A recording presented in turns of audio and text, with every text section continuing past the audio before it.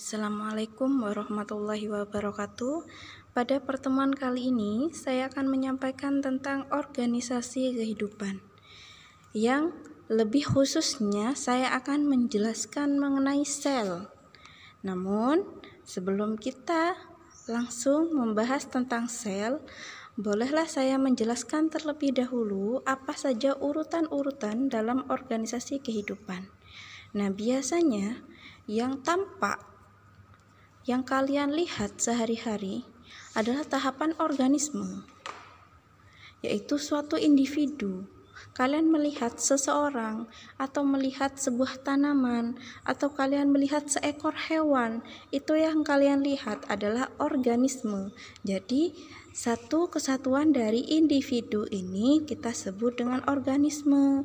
Namun, dalam kehidupan ini mereka tidak langsung menjadi organisme, namun ada tahapan-tahapannya. Apa saja? Kita cek dari paling kecil terlebih dahulu. Nah, sebenarnya urutan yang paling kecil itu dimulai dari sel. Jadi sel itu sendiri pengertiannya adalah unit terkecil penyusun makhluk hidup. Di dalam sel ini sendiri terdapat bagian-bagiannya, yaitu yang disebut dengan organel. Jadi di dalam sel ini ada bagian-bagian lagi seperti ini contohnya. Ini adalah sel, satu kesatuan ini adalah sel. Tapi di dalam sel ada bagian-bagiannya. Nah, seperti itu. Ini kita sebut dengan organel-organel sel. Organel-organel ini berkumpul menjadi sel. Ingat pengertiannya sel? Sel adalah unit terkecil penyusun makhluk hidup. Selanjutnya ada pada hierarki atau urutan kedua, yaitu adalah jaringan. Jaringan, pengertian dari jaringan adalah sekumpulan sel yang sama, sekumpulan sel yang sama untuk melaksanakan tugas dan fungsi tertentu. Jadi jaringan ini adalah sekumpulan dari beberapa sel yang sama. Jadi sel-sel yang sama itu berkumpul menjadi satu. Contohnya sel darah. Sel darah berkumpul semuanya menjadi jaringannya. Kemudian ada yang namanya sel epitel. Sel epitel berkumpul jadi satu menjadi jaringan epitel. Begitu pula dengan sel-sel yang lainnya. Jadi jaringan ini adalah sekumpulan dari beberapa sel. Jadi bukan hanya satu sel, di sini ada banyak sel. Selanjutnya, tahapan yang ketiga ada yang disebut dengan organ. Apa itu organ? Organ itu adalah sekumpulan dari beberapa jaringan. Jadi jaringan yang kita lihat di sini itu berkumpul, beberapa jaringan itu berkumpul dan membentuk organ. Kemudian selanjutnya, organ, beberapa organ ini contohnya ada organ lambung. Ini yang kalian lihat adalah organ lambung. Ada organ hati, ada organ usus, ada organ paru-paru, ada organ jantung, ada organ yang lain-lainnya. Nah, itu kita sebut dengan organ. Ada ginjal, ada apa, itu kita sebut dengan organ. Nah, organ ini merupakan sekumpulan dari beberapa jaringan. Jadi jaringan yang berkumpul membentuk sebuah organ. Selanjutnya, organ-organ ini, beberapa organ akan berkumpul lagi. Nah, contoh di dalam tubuh kita ada organ lambung, ada organ usus, ada organ hati, ada organ usus besar, usus halus, anus dan sebagainya. Nah, organ-organ tersebut akan berkumpul menjadi sistem organ. Nah, contoh yang kita lihat di sini ini adalah sistem pencernaan. Ada banyak contohnya sistem organ. Ada contohnya sistem pernafasan, Ada contohnya sistem peredaran darah, sistem ekskresi.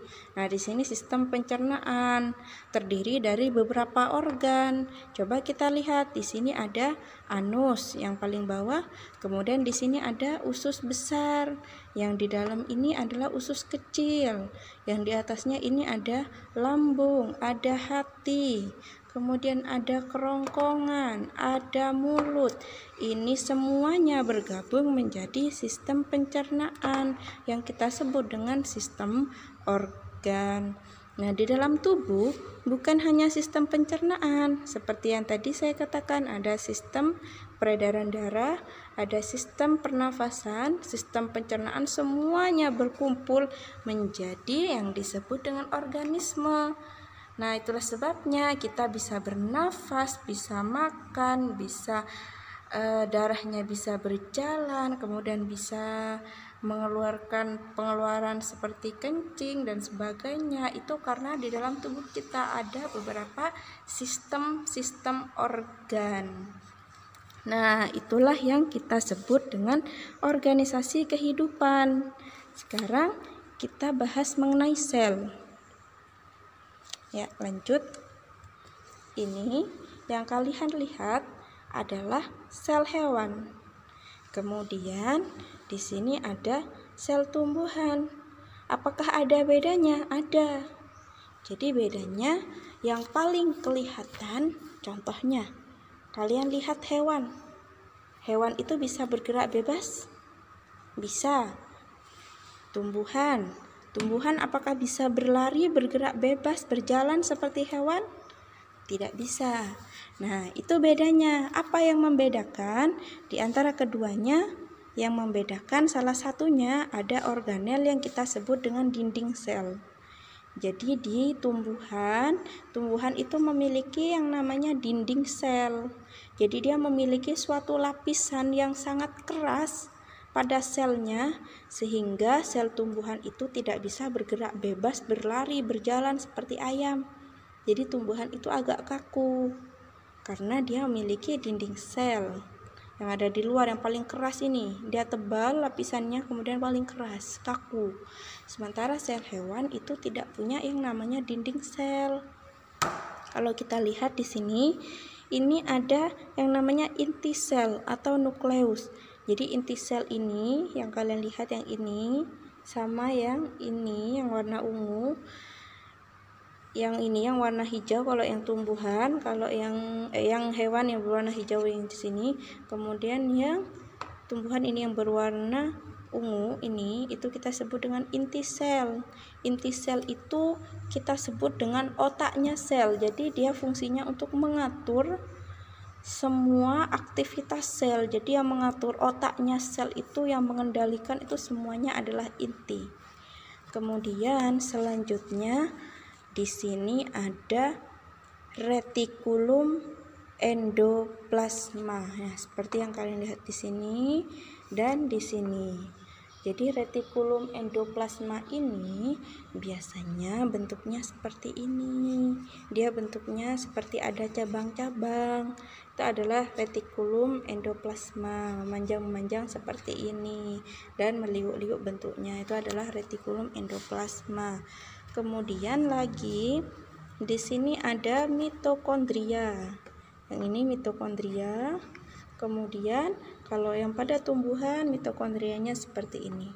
Kalau saya katakan mitokondria ini bentuknya seperti sosis bakar yang diberikan saus mayones di atasnya. Jadi berbentuk seperti ini.